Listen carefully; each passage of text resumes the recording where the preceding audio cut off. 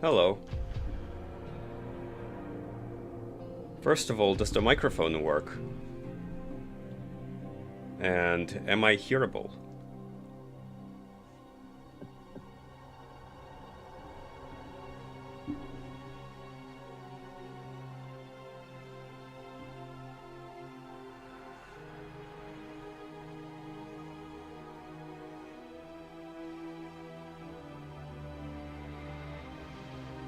Okay, cool.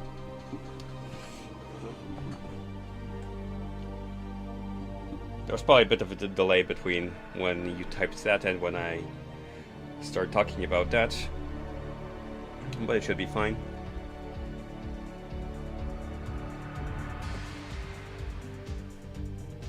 Okay, I'm gonna start a cast then.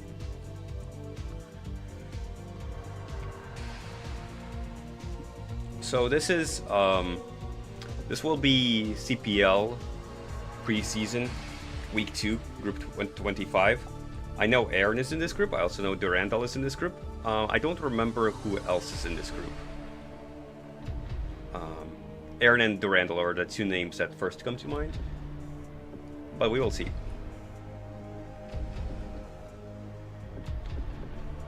I'm just gonna jump straight into game 1 then. Oh.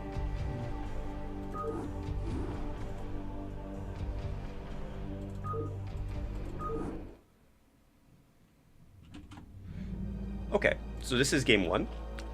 This is the map is Vermeer for this week, and in the top right we have Durandal, and over here we have Erneanok.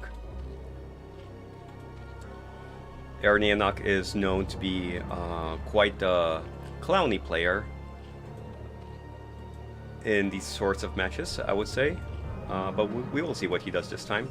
And I am faintly familiar with Durandal as a name, but I have very little clue of how he plays.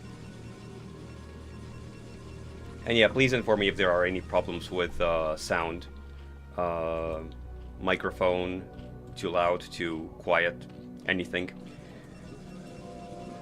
So right now we have Overlord scouting in this direction, and Durandal is leaving a pylon in his base. So this is already getting interesting because this is PvZ. You almost never see a pylon inside the main base in this matchup.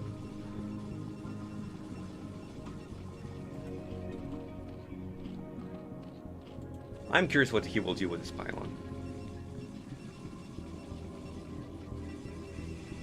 And I don't know if this was intentional, but Aaron did not scout the Overlord in the proper direction. Normally Zergs scout the Overlord towards the natural, but Aaron is going to send it straight into the main, so that seems a bit odd. I am aware that Zergs sometimes do send their Overlords in weird spots, but usually when they do so, they send it like this. They basically send it to like the opposing natural, so they would send it like this, but Aaron's sending it directly down, so I think Aaron just forgot where the naturals are on this map. And yeah, it's going to be 2 gate. This is not 10-12 gate. As you can see, the gates happened before 12 supply, so this will be a bit more aggressive than you would usually see 2 gates be. And it's already a rather aggressive build. Anyway, Aaron is still completely in the dark. Aaron has no idea what is happening. He did not see... I don't think he's seen the probe yet, and he's not seen the main. He's gonna send a drone right over here. That's gonna return empty. Are we not... Okay, we're supply blocked. There was definitely something messed up with the optimization here. This is not supposed to happen. We definitely messed something up.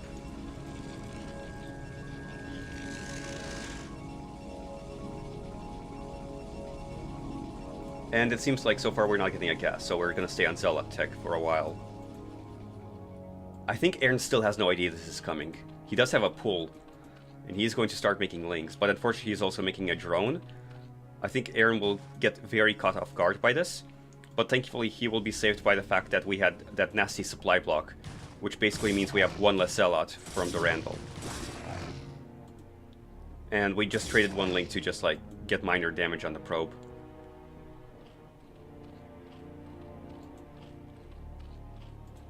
Okay. Hatchery in the bottom of the map. I think Aaron would have to survive this rush before that would return any sort of benefit. Okay, we're making a sunken colony. We are gonna drone drill on top of the sunken colony, which makes sense. This is a good drone drill. But we just don't have the larvae. We just don't have the lings. Like, we're broke because we weren't mining. Does Durandal always play like this? Or is he just like trying to match Aaron's style? This is so aggressive. Very Protoss, one might say.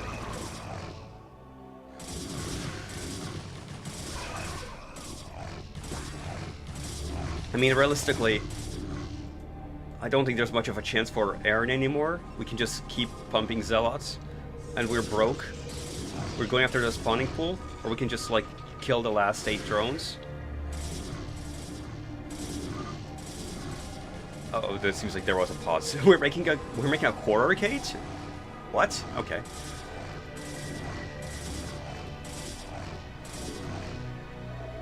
These will be the last links of the game. They did get a good surround. This is a pretty good train from the links, killing 1 Zealot for free. It looks like we're gonna get on top of the horror gate and cancel it.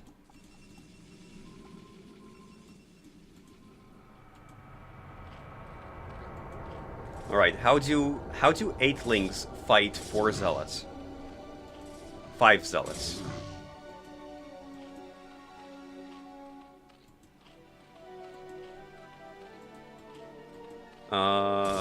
It doesn't seem possible to me.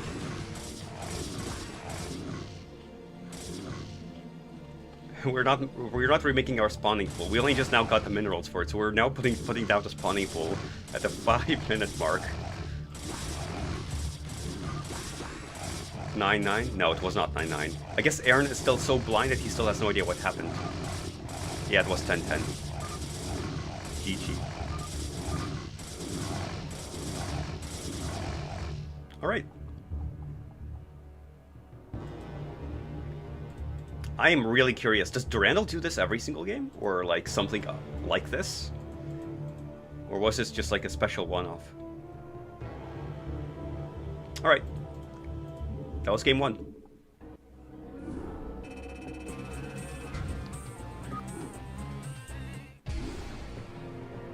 Moving on to game 2.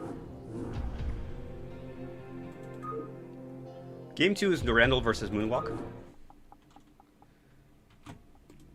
I guess Moonwalk Milk Steak 4K Moonwalk. I'm gonna go with Moonwalk.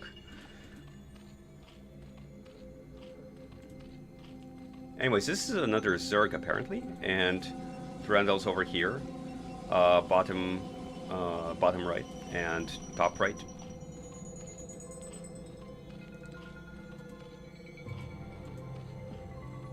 I think this time the Overlord is being sent properly, because if I remember correctly, on Vermeer the natural should be over here. So the Overlord is being sent in the proper direction this time, and it seems like this game will be more standard, judging by the pylon in the natural.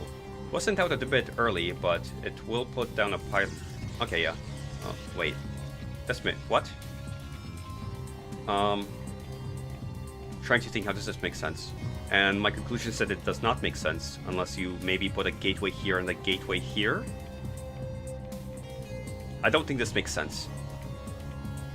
Because on this position you would place the pylon over here,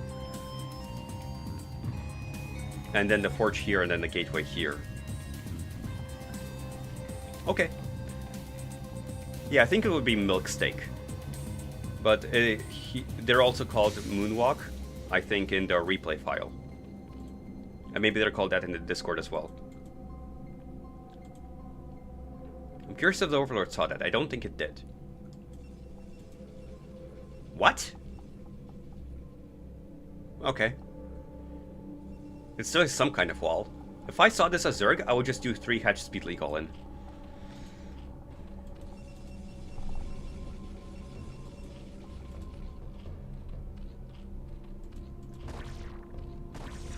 Oof. We are going to get the pylon block. Are we actually going to trap the probe? Oh, that's nasty. That was a mixture of, like, really good luck and really good play from Milksteak. Moonwalk. I think you can just, like, place a hatchery over here or over here while this happens. Like, you don't need to respect this. Yeah, okay, yeah, we're going to place a hatchery on the map. It's going to be a very far away hatchery, indicating that this will be a late game macro style Zerg, because you can't really like Hydra bust with this hatchery here. I think you probably just wait till lings are finished and then kill this. You know, over here we are gonna make a gate and a cannon. This is a very late nexus. So, while Zerg probably feels bad about this pylon, the counterpoint is that Durandal spent 100 minerals on this pylon, then had to get a nexus, had to get cannons, then a gateway, meaning that this nexus is very, very late. And there's like room for like 3 or 4 links over here, plus I think a link through here possibly, because I don't think this gap is link tight, if I remember correctly. Oh no, I don't think it is link tight. And yeah, the links are just gonna run through, which makes sense. But there's enough cannons that like it wasn't entirely worth it. We'll see what he gets done with these things, but I imagine they're not gonna get done a whole lot. Then yeah, there's also more room for links to run over here. So there's so many holes in this wall, and this is not even a wall anymore. Like this is just like some forward structure. It's not a wall in any capacity. Okay, one probe down. I'm gonna try to keep track of these things. So far they've killed 3 probes, 4 probes. I think the probes are gonna keep going down probably. Unless, did he kill them? No, they're still around. What's the tech? It's gas. It's just gas so far. Meanwhile, the Nexus is almost finished. We don't have gas yet. This will be a very late core. An exceptionally late core. I think you just have to, like, maybe place a cannon. Like, you have to bring something to stop this. Oh, Forge Under Gate is tight. It might be. I don't remember specifically, like, because I always just like think of the wall as like when I imagine these positions, I would just like think of it as a whole wall. When I like see the whole wall, I can see where the link tight spots are and where the link free spots are. Like where links can run through and where they cannot. But when I see like this, my brain just shuts down, honestly. Now it's 3 kills on this link. The first link died, the second link is still alive. We're just droning up. We have a higher drone count than the Protoss, which is quite rare and quite bad, usually. We did do a cannon. We're running the link back into the cannon, which, it's not gonna get really a whole lot done anymore. We are sending 1 Zealot across the map. We should have links. Okay, we have a second Zealot over here. Okay, yeah. It seems like the links will eventually deal with this. If not, we can just make more links. This is a very good position for Zerg, as you can imagine. We can kind of just like afford to fight the Zealots. Probably not in this position. Would have been good if it was surrounded. Lair finished. Do we even have Cybercore? No, it's only now starting. I mean, do you just like put down a Spire from this position? Like, why not, right? Like, you can force so many cannons out of the Protoss if you just like place down a Spire, because they have to be afraid of the Mutas. I mean, we're floating so much, like just like place down a building, like just make a building.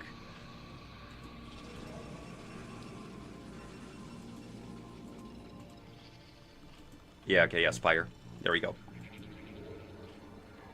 Like, I imagine that Moonwalk is probably unused to having this high of a drone count at this point in the game, which is why they're floating so much. Because, like, it's quite unusual for Zerg to have this good of a position. And Zealot is doing a lot. 2 kills? 3 kills? 3 kills. Not 4th kill. Not a 4th kill. But we need lings. Okay, there are the lings. We need to bring them down.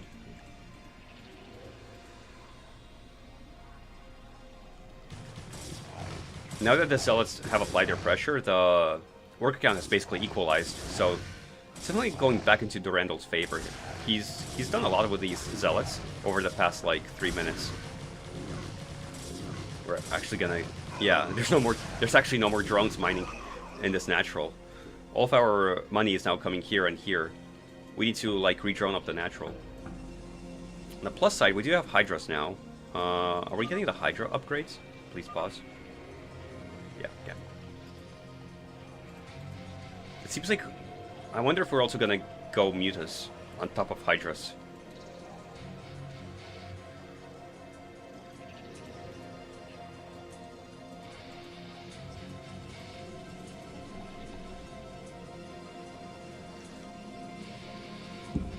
Oh, I just noticed we're only now getting the second gas.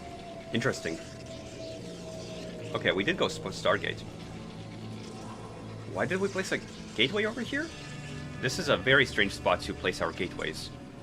It basically means that, like, any units will have to go all the way up from here to get to the natural.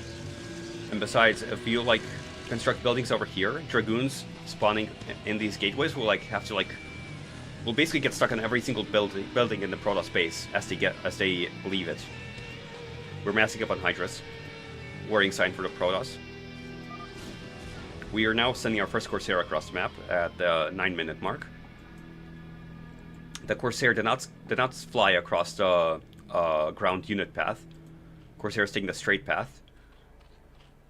So Durandal might not know that this is coming. If I saw this, I would go up to like 6-8 cannons instantly.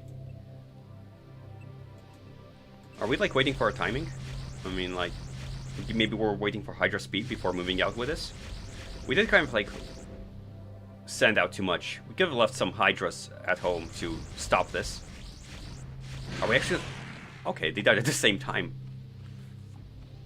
I thought that the Overlord would be saved, honestly. The gateways to spawn Dragoons into the mineral line. True. We're making a second cannon? We're really suspecting Mutas. Which makes sense, we did see the Spire. And we did not... Okay, now we're gonna see this. We're gonna place more cannons now, I imagine. I don't think 5 cannons is enough against this many Hydras. To be honest, my feeling has been for a while that Moonwalk can just kind of A-move and just kind of win the game, and could have done it like a minute ago, and just hadn't.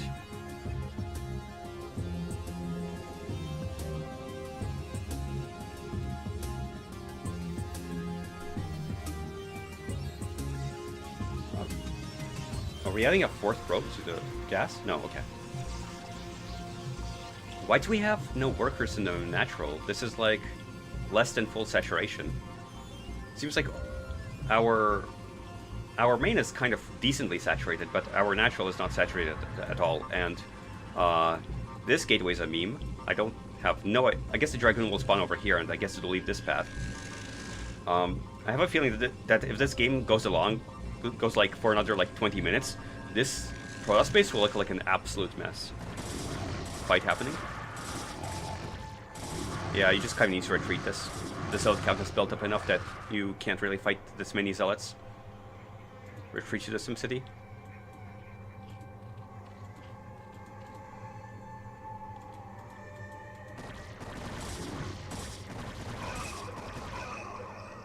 Okay, we're just gonna stand outside the Zerg base.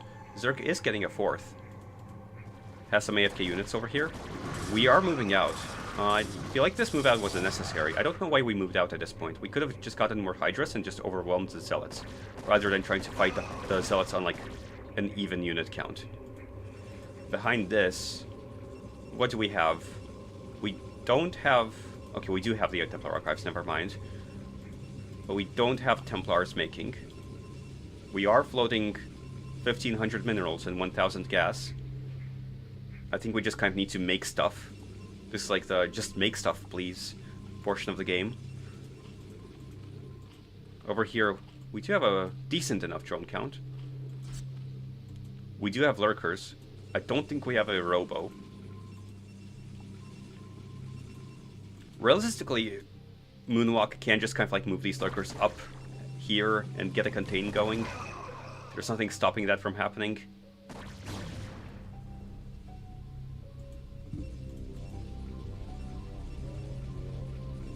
First Templars of the game, it seems, and a DT.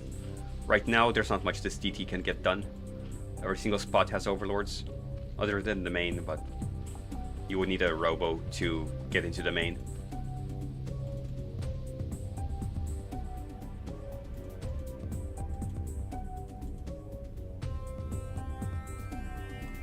What else do we have happening? We're still trying to do this push, but this push is worthless without observers, and we don't have observers coming.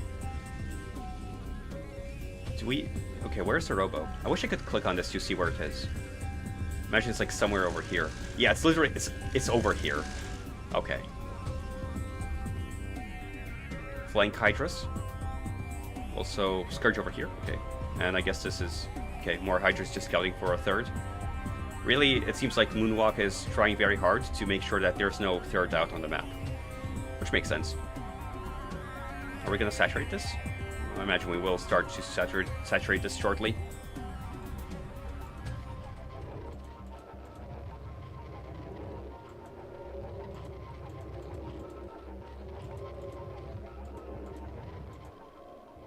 I think we probably need to start getting this gas, because it seems like right now our mineral to gas ratio is very far off as Moonwalk. Okay, these Hydras will just kind of die. This flank isn't nearly large enough to really accomplish much. They got okay-ish trades, but I don't think losing 12 Hydras is worth killing 1 Templar and like some spare zealots.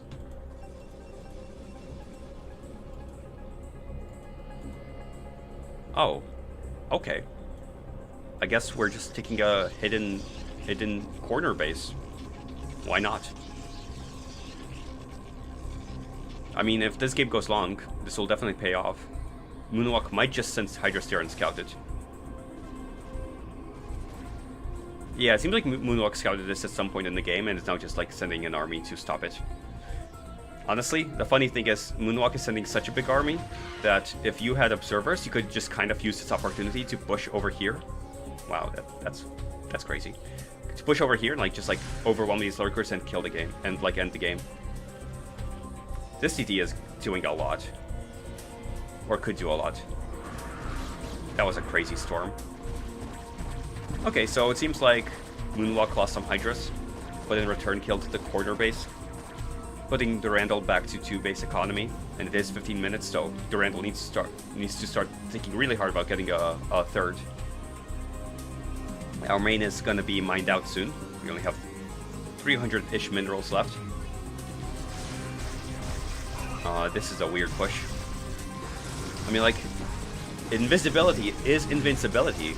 If you don't have any observers or overlords around, then yeah, invisible units can just get a million kills.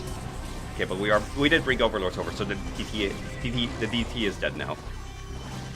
Rip. And we just kind of like throw away like 2 control groups into lurkers and did nothing for it. Ripperoni. Sad to see. Okay, only +2, and this is +1. What are we doing? Didn't we try this like a minute ago? Why are we sending more units in? Like, they're obviously just gonna die to lurkers. What did we expect would happen?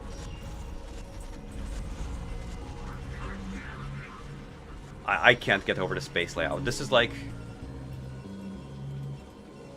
Where does the Dragoon even spawn from this gateway? Does it spawn over here or over here? I don't even know. We have 2 AFK Templars in the corner of our base. They're on leave. Or maybe they're striking. I don't know.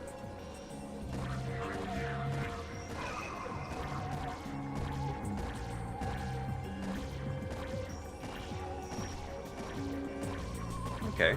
Finally, I'm an observer. Yeah, be proud of yourself, Hydra. It only took you, like, a minute to kill one Zealot. This is a lot of hatcheries, which makes sense. We are floating a lot of minerals, so you might as well just, like, place down, like, 4 additional hatcheries. Why not? Realistically, I don't see how Protoss can possibly get out of this position. This isn't even, like, a good storm. Like, we need better storms than, like, one storm for one lurker. But the storms you need to get out of this are so good that, like, it's not even realistic.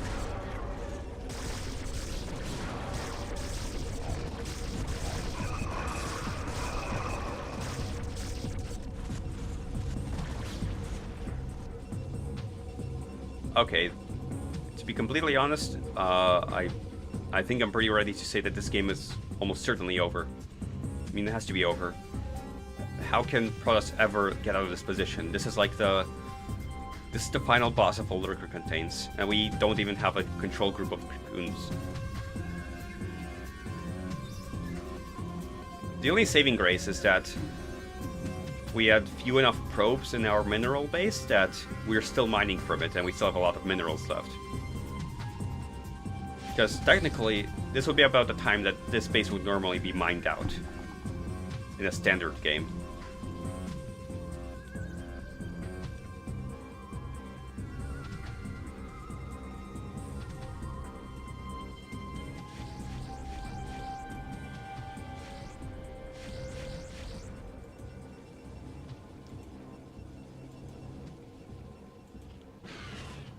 Oh. I guess it died. Okay, yeah. This will be the final fight of the game. These are good storms. They're just not good enough. That storm was not great. That storm killed more Zealots than it killed Hydras. Yeah, rip. I mean, you do kind of just have enough Hydras that if you wanted to, you could actually just, like, throw away, like, 20 Hydras to kill these cannons and then finish the game. Although I wouldn't recommend it. You know, like, it's always better to play safe. I can understand why Zerg isn't finishing out the game.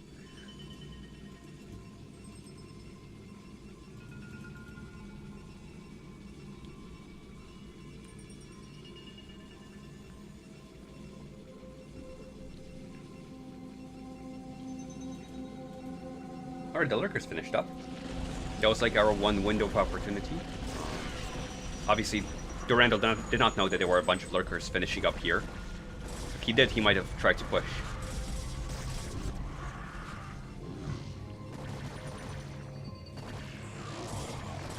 Rip. How many Templars do we have left? One?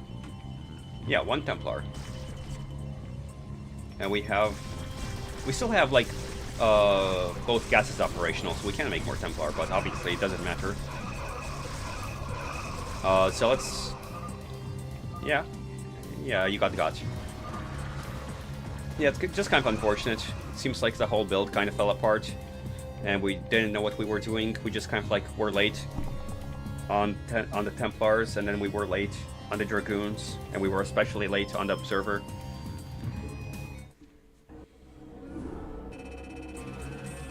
I don't know if Milk got a hive. He probably did, because realistically, the Zerg was just in a position where Zerg could do everything possible.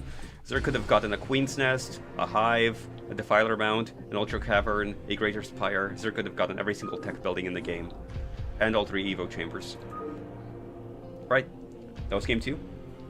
Game 3, Durandal versus Simo. It seems like the Durandal games are all starting out first, and then it's going to be everything else.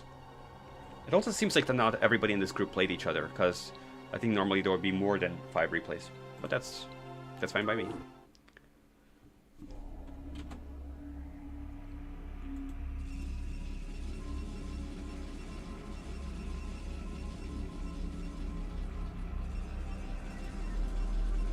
PvP. Okay.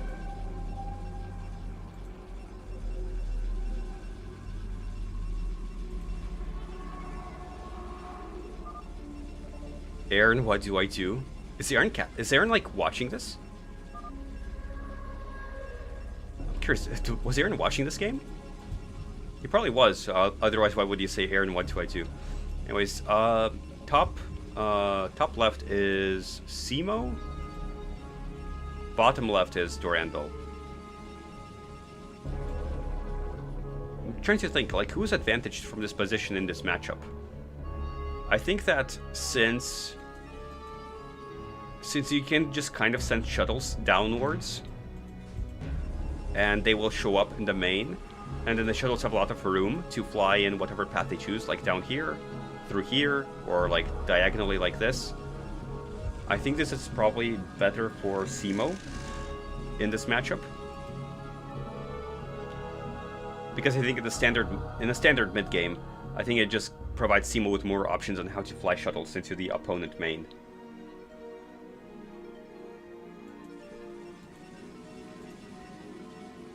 But we did get a scout as Durandal, so that might even out the advantage. Currently, Simo's probe is AFK. 12 Nexus. So when you see this, I think you just kind of have to play very defensive. Or rather, you just kind of have to... Wow, okay. Oh, they're both going macro builds. Oh, this is weird. I mean, realistically, if this was 9-9 gate, and if I saw this, I would assume 9-9 gate. The game would be over before this cannon finished. So it is technically lucky for Durandal that Simo is not doing a proxy gate build. Because if I saw this, I would assume it was proxy gate. Because like you see like no tech, no gateways, you have to assume that something's out on the map. My first assumption would be proxy gate, and the proxy gate would send zealots in before these cannons would be finished. I'm pretty sure. So I think in the standard, like, if this against proxy gate, this would be 100% a mistake. But against 12 Nexus, this is still bad because these cannons aren't going to do anything. They're just worthless cannons. We're making more cannons. Well, now we're just like so far behind. Like our opponent will have a Nexus done before we even start ours. We're not getting any tech. This is this is just a very Simo advantaged position. Like, this is a complete build order win. I have no idea what Durandal assumed to make 4 cannons, but it was definitely a mistake this game.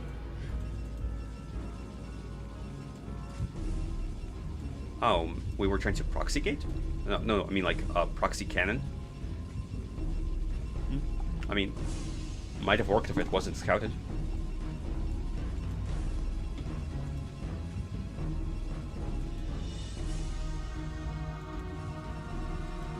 I wonder if that was like the only plan. It was just to like a cannon rush. It's been so long since I saw cannon rush, like I didn't even think about it at first. You can just kind of like send down 3 probes and kill this. Like, just like send out... Yeah, okay, first zealot. That'll also stop it. No ADs get up. And they're both cancelled. Then we have to kill the pylon.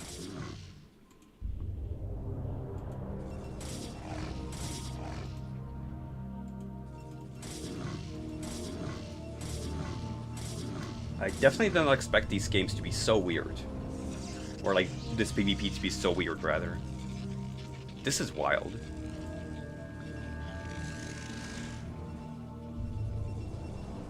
Did we only place this gateway here, down here, because this pylon wasn't finished yet? I have to assume that's what it is. Because this placement's pretty troll. Like, imagine making a Dragoon here, having it walk down here, and having it get around through this little, like, path. Imagine having, like, 6 Dragoons trying to get through this little, like, path over here to get it out of the base.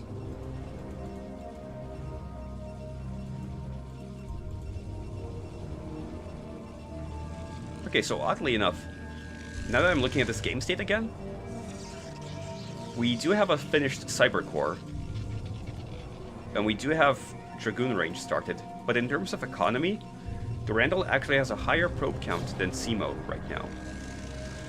And more gateways.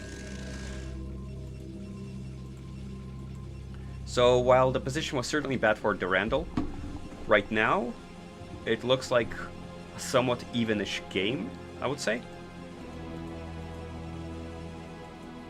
The only problem is that I think Durandal still doesn't know about the hidden nexus. And yeah, you can't really do anything against this many cannons.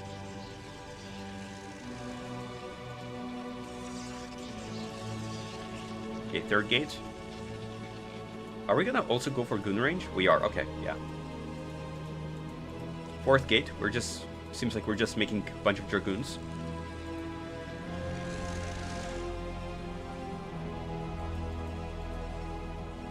If you're gonna play this sort of game, it's very important to be on top of production. You have to not miss probes.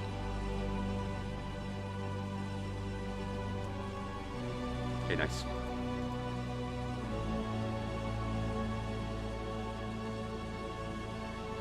If you're struggling with this, it might be a good idea to like camera hotkey this Nexus, so that like every 15 seconds you can go back to it and make a new probe, because this is a problem.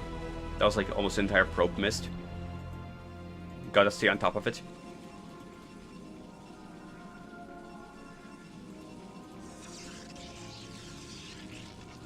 Please. Please. Nice. There we go.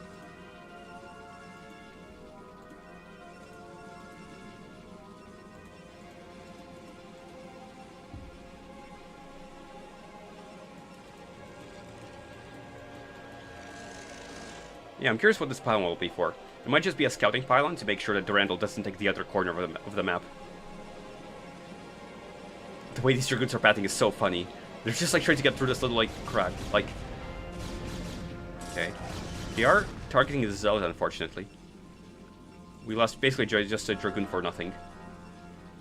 We're also not mining this gas. After all that happened,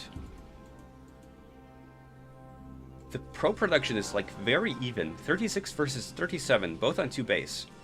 We are getting our third though, so that is the advantage of going for a corner base. Like our third just kind of like comes for free later on. But we do have a proxy Reaver probably. Why are we making an observatory here? Like, making an observatory here just like, oh, maybe it's just like to keep the Robotech hidden. If there was like an observer in our base, it would see that like there's no Robotech, and making an observer back in our base would like tip off that there is Robotech out on the map. I guess that makes sense. We're also making 2 cannons just to like defend it from TTs maybe, or like from just like any units that pass by. Seems weird.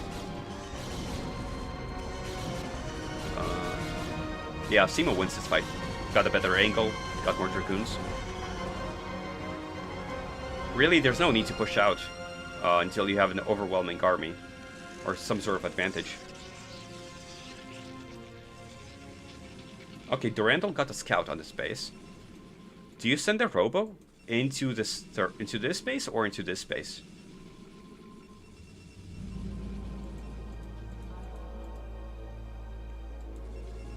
I mean, I think this Nexus is more saturated, so I think you probably send the Reaver over here. Is my guess. Also, whose scout is this? This is Simo's scout. So Simo will see where the Reaver goes, or not, because the scout will die. Okay, so Simo knows there will be a Reaver drop, but Simo does not know where the Reaver drop will be. So Simo has to make positions at both sides to defend against it.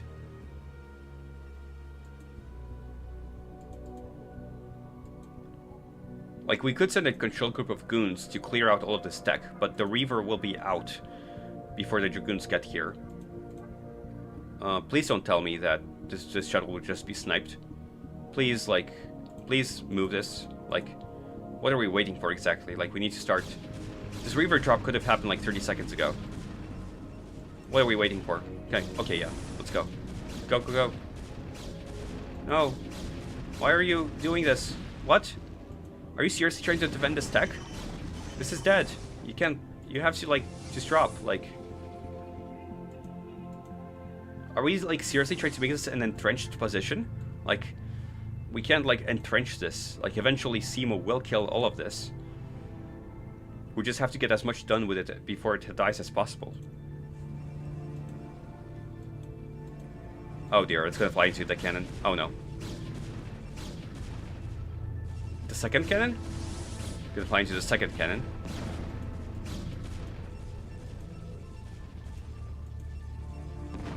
Okay, it seems like the Reaver, all that it will do is just like kill a few probes and stop mining at this base. And meanwhile, Durandal is getting a Nexus here, and getting the cannons to defend it. This is very ladder Protoss. Because like ladder Protosses do this all the time, where they like try to get hidden bases out on the map and turn it into a long game.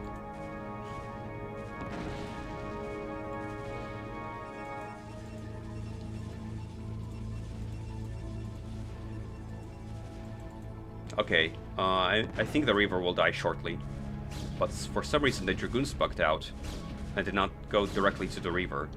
Oh, but the Reaver's out of Scarab, so it can't kill the Dragoon. Oh, that's sad.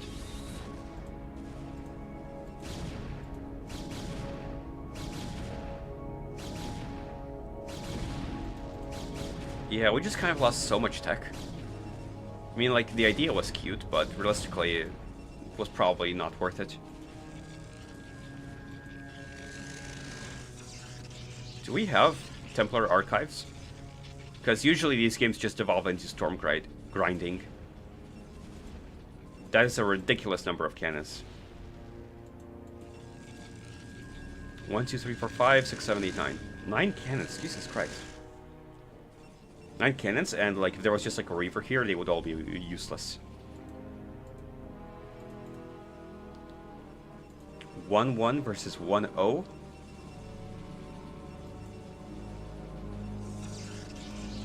More gateways. I'm guessing that both of them will start making Templar archives pretty soon. Oh, okay, yo, here it is. Oh, we're going up to Arbiter. Makes sense. Arbiter is definitely like very OP in these sorts of positions. You can just kind of like stasis your opponent army out in the middle of the map and win fights, or you can just like recall into the opponent bases. Very hard to stop that.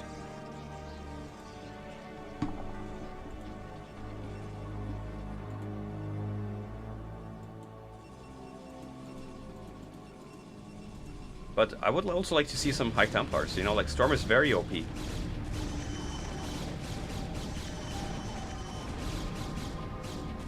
Okay, this is like some bad Dragoon pathing, like half the Dragoons are like bugged out over here and only now started fighting. And Simo had a better angle the whole time.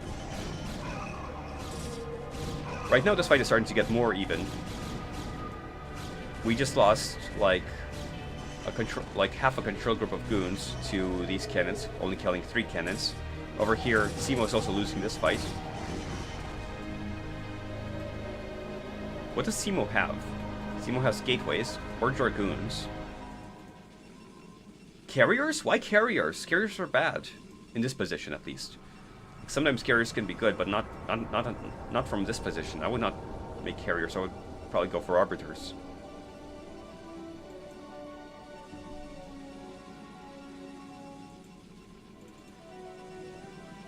I just don't think the carriers will come out fast enough, first of all. Like, this base will die before the carriers finish. Why are we making more cannons? Like, when we have an army advantage, making cannons seems questionable. We do need to saturate this space. However, it seems that, like... Okay, maybe Simo will hold this. But, yeah, this is not enough to hold this. This space will probably die. Curious if the first carrier will... yeah, I think the first carrier will finish. But it'll spawn with no interceptor, so it'll just die immediately after. Oh, the pylon. Oh, never mind. There was like 2 seconds left on the carrier, but the pylon died, so it didn't finish.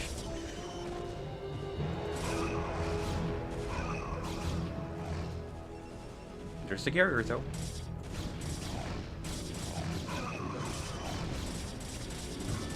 High ground Dragoons versus low ground Dragoons. RIP.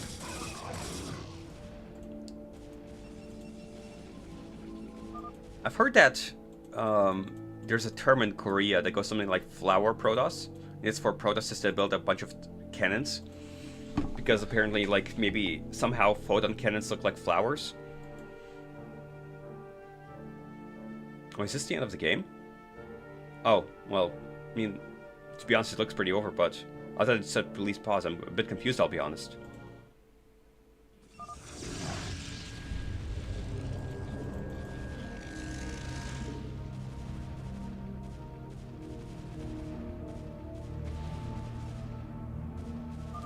Please pause, but then... So what happened? I'll be honest, I'm a bit puzzled. Why is the replay over when it just said please pause? Weird. I mean, to be quite honest, I don't think Simo can win from this position. Because Simo's about to lose both Nexuses. And Durandal has a bit bigger army. So, in that sense, I do think the game is over. But I'm a bit surprised to see no GG or no, like... or no, anything. Alright.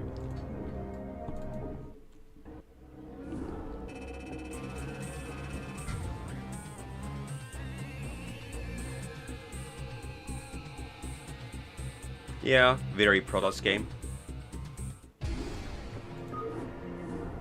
Alright. That was Durandal versus Simo. Next up is Durandal versus Siku. And Moonwalk versus Siku. I don't know who Siku is. Well, let's get into it. This will be game 4.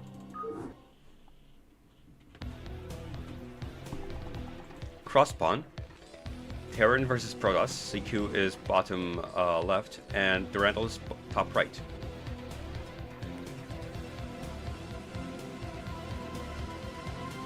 Yeah, I would love to know who won that game. I highly suspect it's Durandal because... Yeah, okay, yeah. Durandal winning that game makes sense, considering he had an overwhelming army advantage and was about to kill the 2 bases for Simo. There was no path forward for Simo. The carriers were not going to do anything.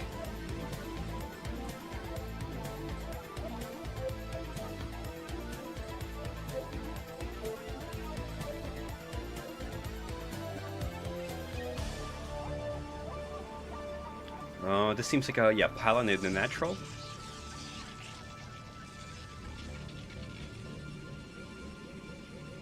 So this will either be forward gate or Nexus first. Generally speaking, I think Nexus first does not place a pylon in the natural, so I think it's going to be forward gate. But we will see. Meanwhile, this is a wall attempt. There is no way that this probe gets into the space before the wall finishes, I think. Yeah, okay, gateway. Makes sense. And that being said, I find the position of this gateway to be quite funny. I would place the gateway like over here, or like over here. So that it could be part of a wall later. Okay, I think this should be... Is this probe tight? It probably is probe tight. Actually, well, let me see. It might not be probe tight now that I think about it. Because you need like... I think it's supply depots on top of a barracks that makes something tight. I'm not sure if this counts as being on top, but we will see anyways. I'm not very familiar with like in-base wallens from Terran. Most people don't do them. The interesting thing is that there's no gas coming out, so this indicates gasless expansion so far.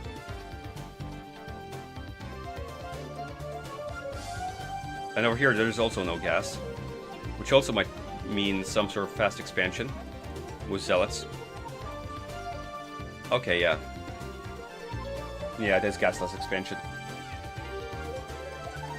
Maybe this is zealot tight, and the idea is that you try to rush at expansion, but if zealots come, you can just try to get into this defensive structure at the ramp and then get your expansion later on. Maybe that's the theory behind this. I imagine that this is zealot tight. There's no reason to do this if it's not zealot tight. We do have our zealot coming. We are not making a second zealot, so this will be it. If this doesn't accomplish anything, then this will be pretty good for Terran.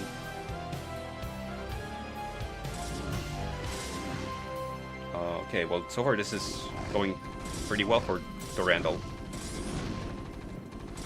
Yeah, 2 kills, and we're only now starting to take hull damage. Okay, and we killed the second SCV. So yeah, the Zealot paid itself off, killing basically 150 minerals worth of stuff.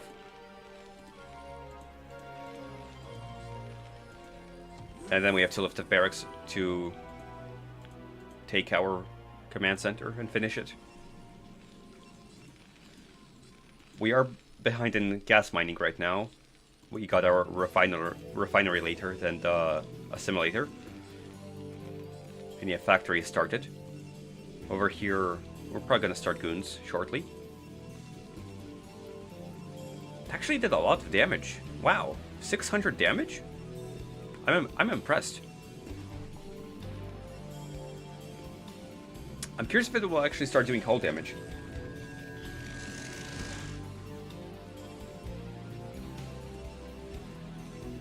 He's microing the CB so hard to get into the hull damage range.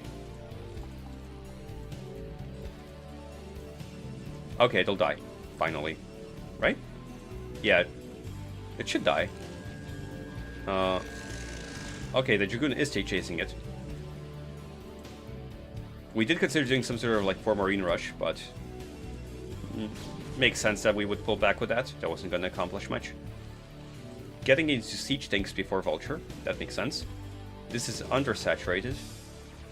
We should probably send like 3 more SCVs over here to finish up saturation, maybe more.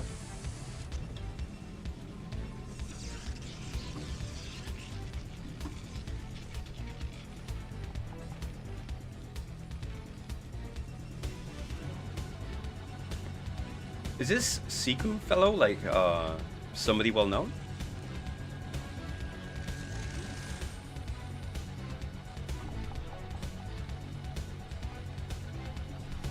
If you Siku better run lest you be molested? No, mutated? What is that reference to?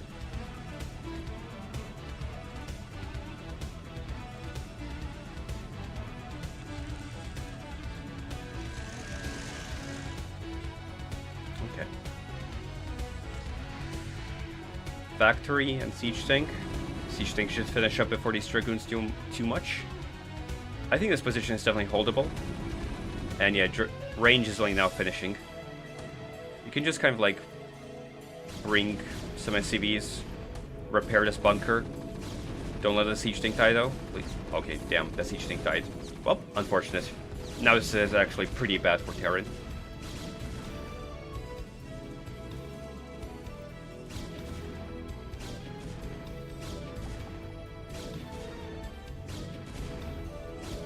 Siku is well-known pro Armies of Exego player. I am not aware of that game.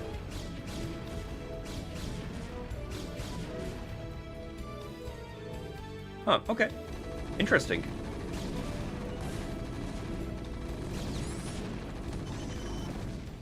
Okay, this second Dragoon run by did not accomplish nearly as much as the first, and now where the Dragoons are too low, we're just gonna lose all of our Dragoons for nothing. In fact, we can just kind of send out this Vulture and kill the last Dragoon. Kill it. It's got like 5 HP. It's literally got 11 HP. Come on, just kill it, please. It's gonna take 2 shots to kill it. Please, just send it out. Okay. Wraith. I think I've been so focused on this engagement, I forgot to capture the build.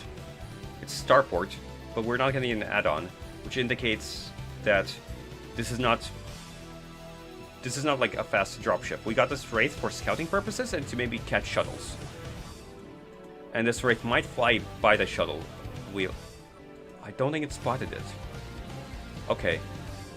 The shuttle snuck past the Wraith. We will see if the Wraith catches the shuttle on the return journey.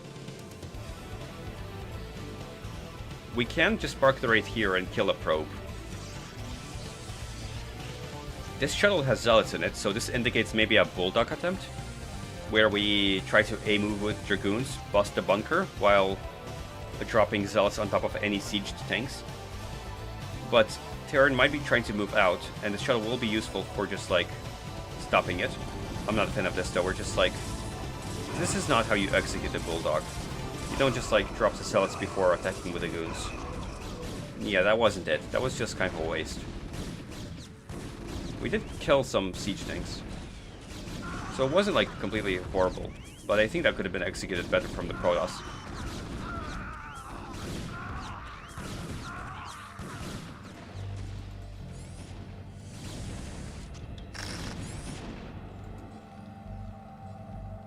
Are these the first mines of the game? I believe they are. The Wraith died without killing the shuttle. I don't know why we got the starport just for one Wraith.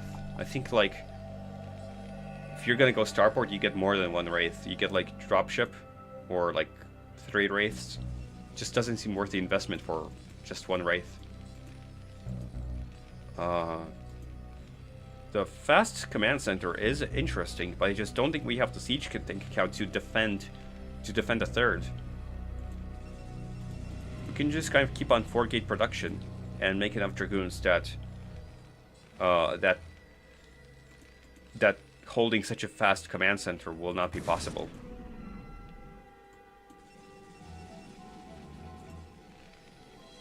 I think the core of the game is probably that Durandal has 47 probes and Siku has 33 SCVs. So that is like a 14 worker difference right now. That's a lot, and Siku is mining on 3 bases. So unless Durandal wins a really good army engagement, this economic difference will just make the game... Well, okay, let me rephrase that. Unless Siku wins a really good army engagement, this economic difference will just make things nearly impossible for Siku in the next 5 minutes. Speed vultures, though. 2 cannons over here makes this impregnable for them. They can try to run into the main and try to run up the ramp, but that's hard. If Protoss gets a Dragoon on top of this ramp, all the vultures will die here. But they are laying some good mines. They can also scout the 4th.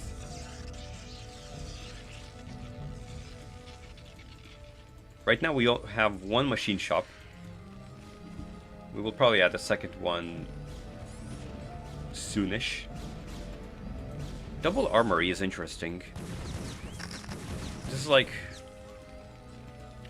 isn't exactly upgrade Terran, but this is upgrade Terran-esque.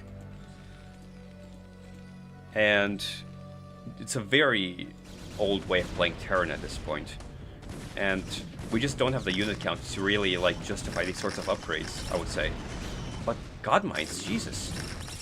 5 Dragoons get blown up, but we also lose all of our siege tanks. In part because there were so few siege tanks to start with. I think that was a really good engage from Siku with what Siku had, but the army difference was just too vast to make winning that fight possible.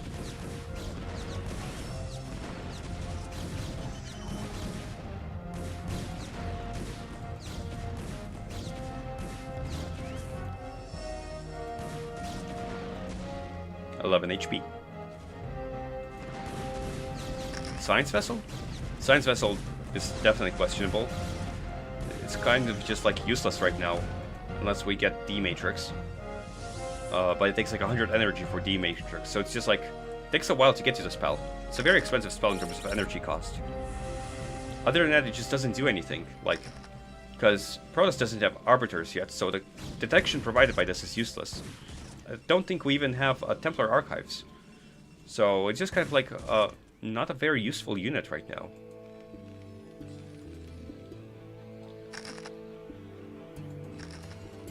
That being said, Durandal is not pressuring nearly enough to stop the 3rd from getting up. So we start mining our 3rd.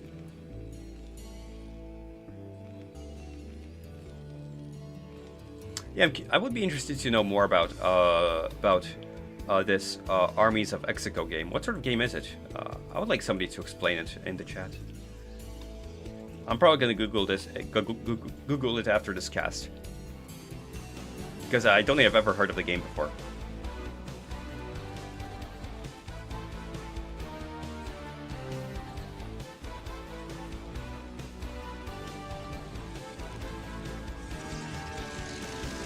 Right now this is 1, 2, 3, 4, 5, 6, 7, 8 gates versus 4 facts. So, yeah. We have a good enough economy. We can move past 4 facts. Okay, we're adding a 5th factory, but I would go up to 6 facts very quickly, as soon as possible, basically. And we need to saturate more SCVs over here. This is a very strange composition.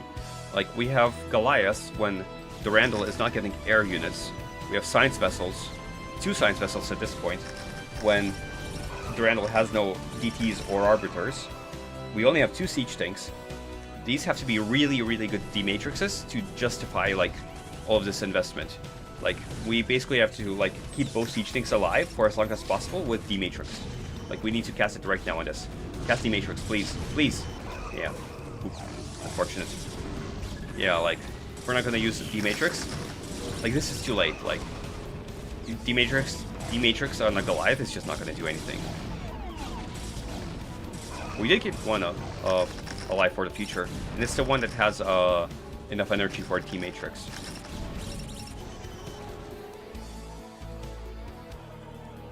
Okay, well, right now, rip. Is it gonna stay alive? No. What? Okay, yeah, there we go, guys. Oh, triple forge. Oh, and he started upgrades all at once. Okay.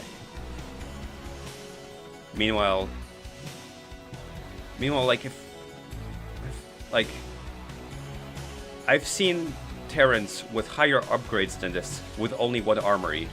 So it's like you make 2 armories, but you keep one of them not spinning.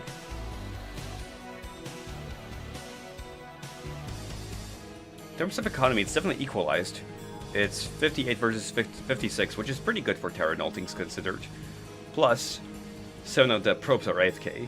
It's really only like 3.5 bases in terms of mining for Durandal, and Terran 3 base economy wins against a 4 base Terran, much less. Oh no, hold on. Terran 3 base economy wins against a 4 base Protoss, much less a 3.5 base Protoss. Send vultures over here to, yeah, scout where the Terran, where the Protoss army is. They can kind of sneak up through here, lay mines over here. Same with this High Templar, lay more mines like over here. This is a pretty good vulture movement. We do need to send up reinforcements. These siege tanks over here, the Goliaths over here. Please, D-matrix. Do we have D-matrix? Where's our science vessel with D-matrix? Okay, but okay, Zealots got here in time. Or I feel like I'm mixing up lots of words today. Vultures got here in time before the Zealots got on top of the tanks. Okay, yeah. We saved the base. We need to repair this. Like, this 2 D-matrixes can do so much.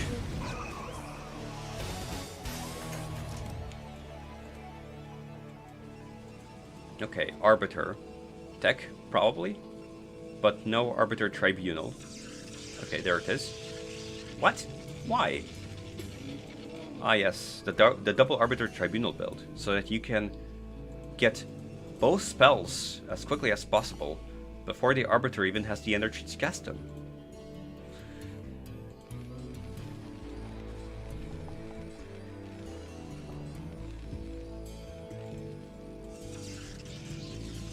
Okay, 2 cannons, same as over here. One thing is that if Siku made 1 dropship, dropped 4 vultures over here, he could kill the entire economy, and nothing these cannons would do about it. In fact, if he then dropped a tank over here, the pylons would block any Dragoons from getting on top of the tank. Dragons would have to kill the pylon wall before getting to any tank drop. That's kind of the downside of walling in as Protoss.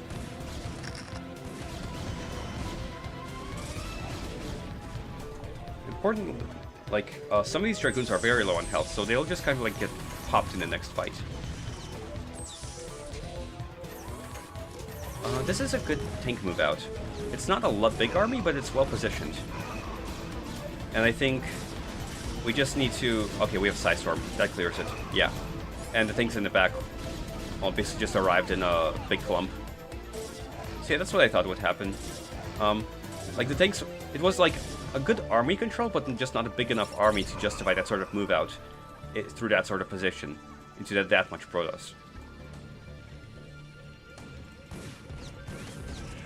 Okay, we did clear the High Templar.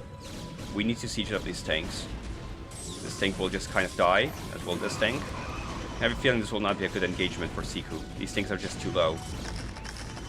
But the mines, never mind. Let's check the factory count. It's 1. This is... I have a feeling that Siku needs to work on his factory position, because this is... Okay, yeah. Killing this supply depot is probably worth it. It's just kind of in the way of everything. We should get a third... We need the third machine shop. We also need, like, 2 more factories.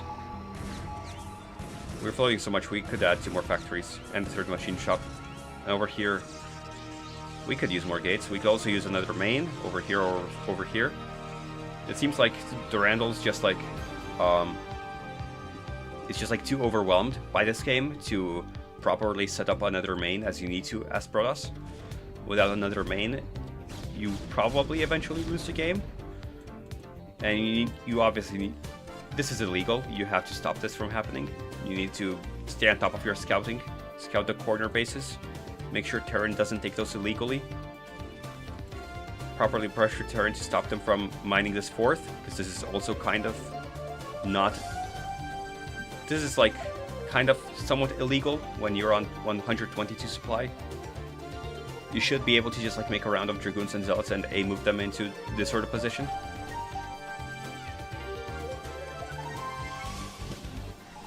We have so many idle probes over here. TTs.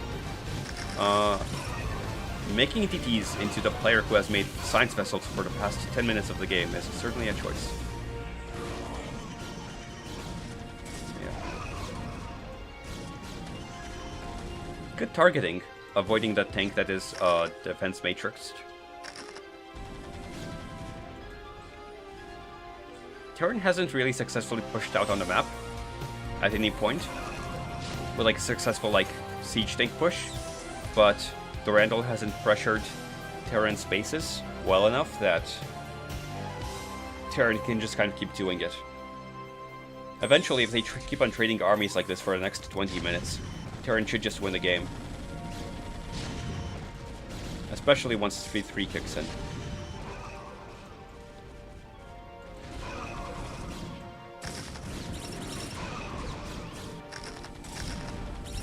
Yeah, look at this mine. Okay. Zealot rally will kind of clear the tanks. Where's the rest of our army? Simply, we're just not macroing enough. And again, this is why we need a third machine shop. Like, once you get to these high supplies, you just kind of can't refill your siege tank count once you lose siege tanks on just 2 machine shops. You need a third machine shop and possibly a 4th machine shop to properly like restore any lost siege tanks in your engagements. Because without a high siege tank count, you probably shouldn't even be thinking about a move out.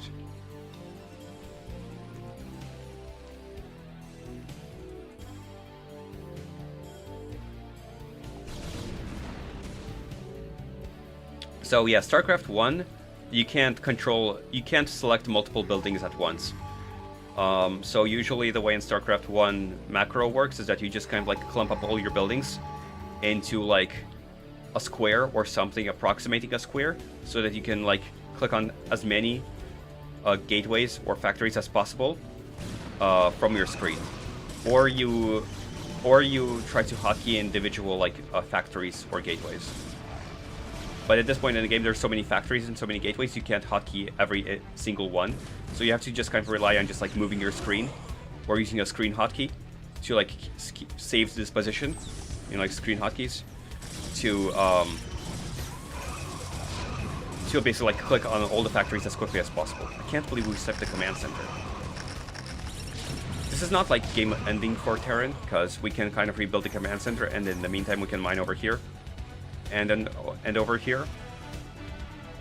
In fact, I think this might possibly be even bad for Durandal, because Durandal probably thinks that sniping the command center has given him a meaningful advantage, when the truth is it has not. I would say it has not really mattered. It doesn't really matter, truth be told.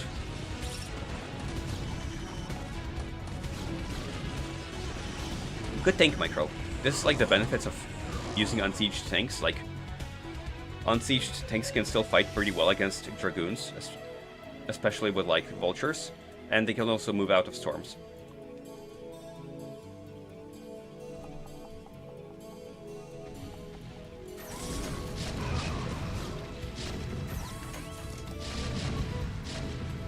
This is a very strong push right now. We need more zealots to fight against this.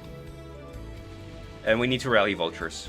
Realistically, we should not be pushing out with just 5 siege tanks without like at least like 15 vultures backing this up, I would say. I think that like we've gotten really good value out of D-Matrix the past 5 minutes. You can also D-Matrix this tank. Now that's still 1 HP. Yeah, nice. Yeah, this is how you cast D-Matrix. Just like completely negates Psy Storm. And this is really good because this was basically Durandal's attempt to take control of another section of the map, and it's completely faltered. This base will die. There's no way to save it at this point. What do we have? Another round of Dragoons. AFK Arbiter. It's been AFK for a while.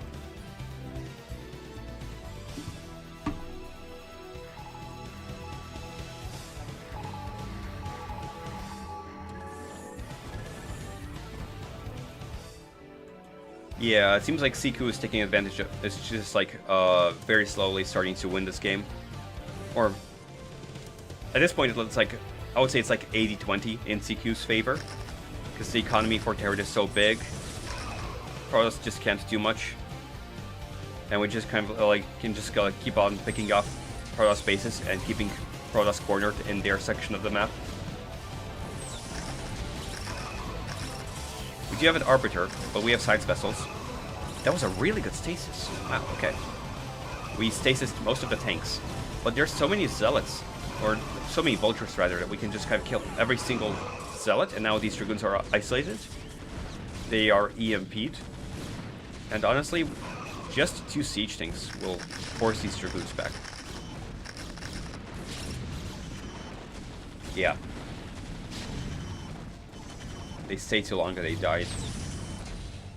That might be Durandal's last major fight. At this point, it's just kind of like death woes.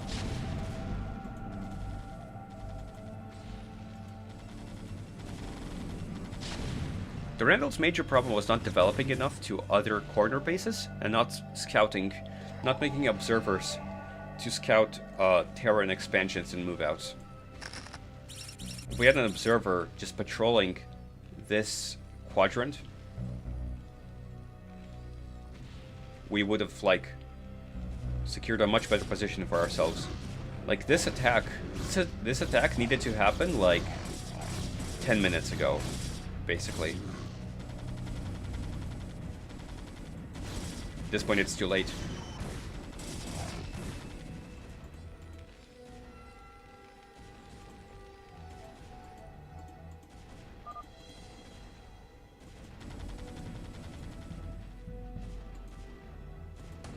This is a bit troll, though. Like, you can't just move out siege tanks like this. These siege tanks should all die. It doesn't really matter because we still have like 170 supply. So we can just kind of do anything. In fact, what does Protoss have? This is 1 storm, 2 storms, and 1 stasis, and the second stasis soon. If it all gets EMP'd, that EMP'd. Okay, that EMP'd 1 Arbiter.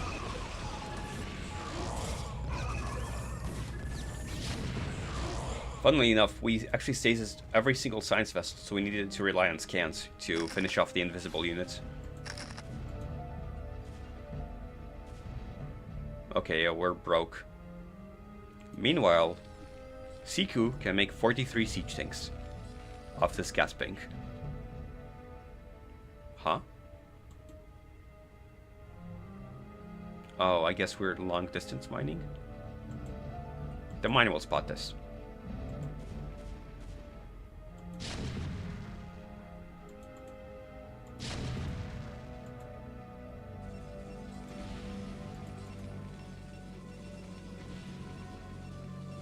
Oh dear.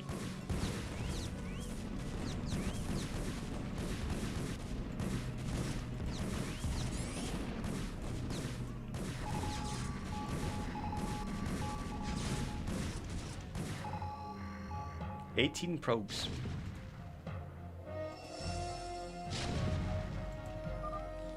Grats. Yeah. GG. I do still think we needed a third machine shop to properly restock on our siege tanks. Okay, one more game.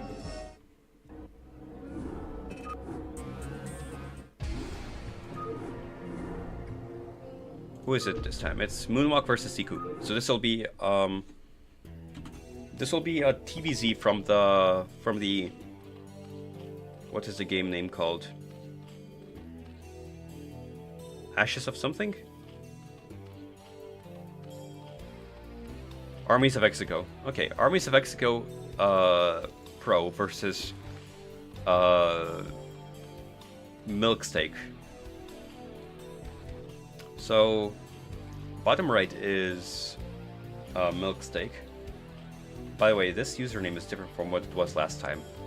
Last time there was a 4 inside the username. This time it's actually like only letters. Anyways, bottom left is Siku.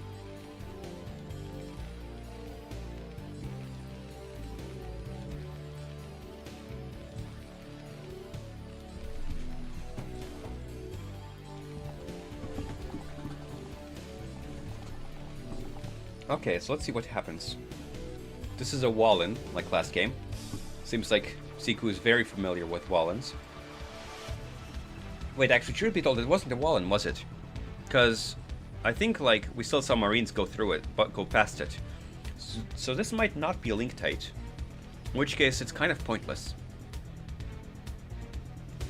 Milksteak will get the first scout, as long as he doesn't send the Overlord up, but he probably won't. Because sometimes, like, Zergs will just assume that there will be some sort of building in the natural. So if they don't see the building in the natural, they will just kind of like start to assume that there's nothing here. So they'll just like kind of start sending the Overlord to another location. I doubt that it will happen this game, though. We got the drone kill. Interesting. That is impressive and very annoying for a Zerg. Then we put a supply block to prevent the hatchery, which is also very annoying. Didn't Milksteak also get his hatchery blocked when you play against Durandal? Must be pretty annoying for his Milksteak. Annoying weak. We kind of. Do we want to like kill this and then put up a hatchery here, or do we just want to send a hatchery over here? I think if I was in this position and this happened to me, I would just like place a hatchery over here.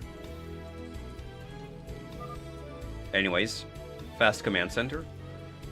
This is very similar to how he played against Durandal. I'm curious if it will be exactly the same build with like factory units instead of Marine Medic, or if we will go into Marine Medic. Okay. Well, we majorly delayed this hatchery. It seems like Milksteak doesn't deal with hatchery blocks well. And we are starting our CC.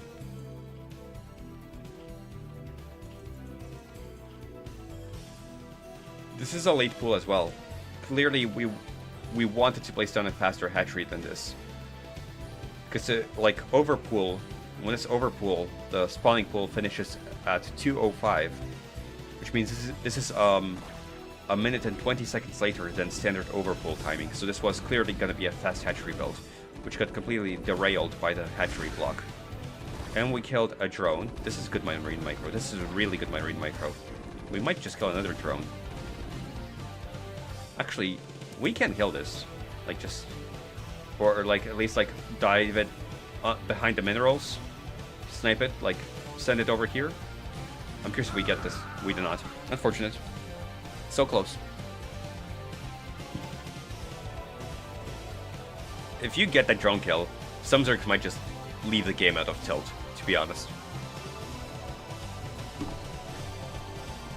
Please type DND. Oh, you mean like the... Yeah.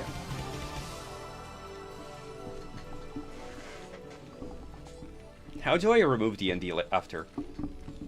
Do I just type DND again? Okay, it will not be factory units. It will be M&M.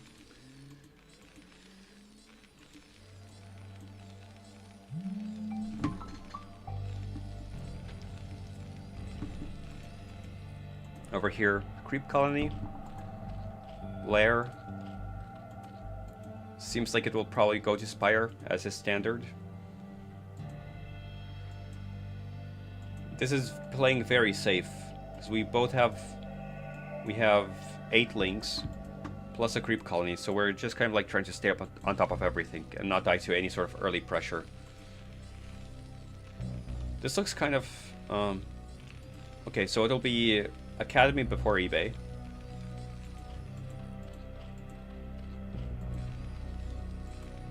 And there's the eBay. I imagine turrets will be finished in time. What a strange place to place more supply depots. Why would you place them there? I would be kind of like worried about placing them there, because mutas can just kind of be over here and snipe them. So it seems odd to me.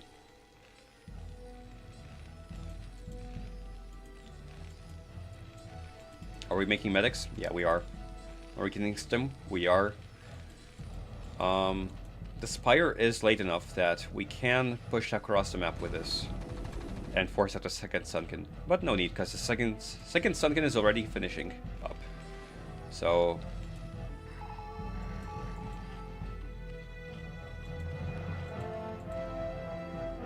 Oh.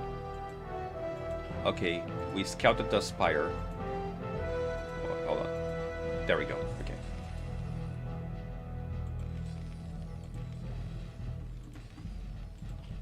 At this point you can't push out because the mutas will finish before you get across the map and bust.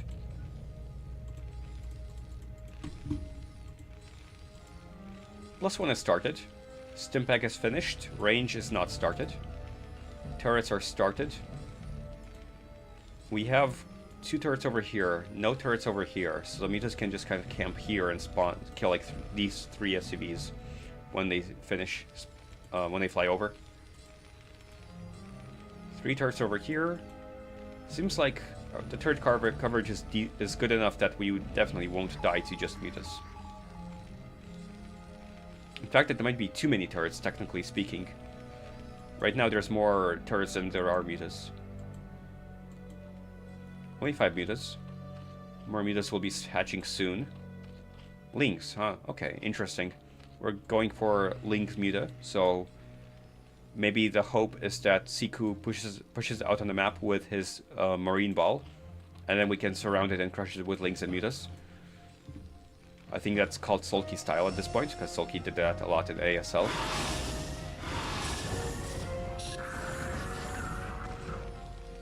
I don't know what you mean by drum sound effects.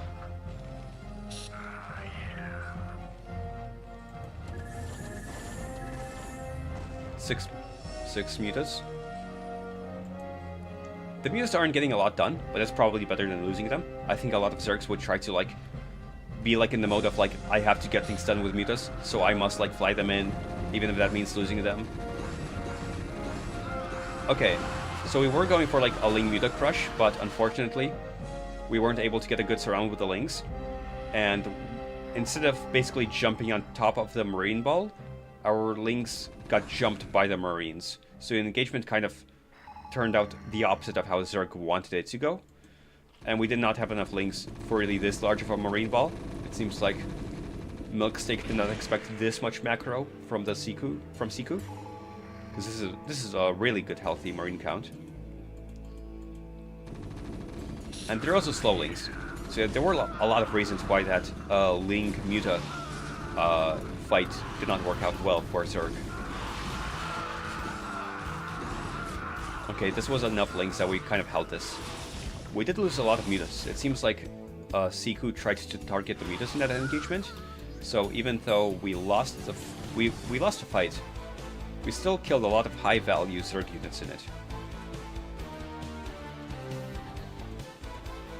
Okay, Lurker Aspect is started. On the Terran side, we need to start getting into science vessels. So for some context, the factory ideal starting time is 6:30 or around 6 to 6:30, which means that the factory should finish at around like 7 or so. As such, the starport should be started at like around like 7 or like 8 minutes. And it's currently 9 minutes and 30 seconds, so it's a bit late. We did bust a third though, interesting. Yeah, there just wasn't a whole lot here, so I guess once we scouted it, we just were able to like kill it. There weren't many drones at this third, maybe like 2 or 1. It's still really bad for milk sticks though. And I think it all happened because we just lost like such a large chunk of our mutas, meaning we just like didn't have any army to protect against these sorts of bust attempts.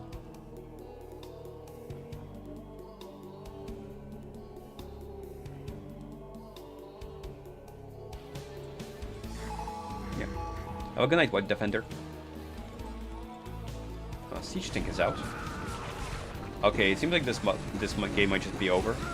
It seems like this heading thing is just like we have 39 SCVs versus 17 drones. Our macro is just like really good at Siku. Yeah, GG. It's just like really solid Marine medic play. Like just like getting good SCV count, getting lots of barracks, just like pumping Marines medics and moving across the map using stim. Just like really solid. Right. So I believe that was the last game of the cast, so I think that should be all.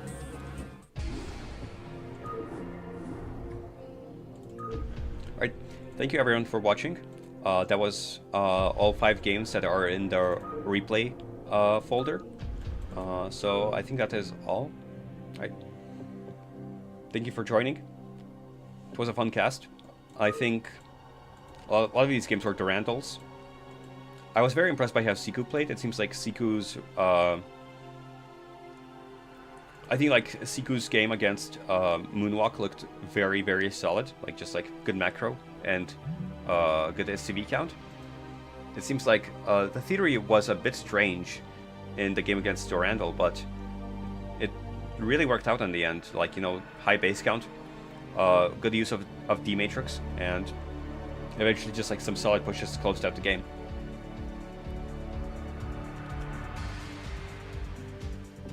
Right.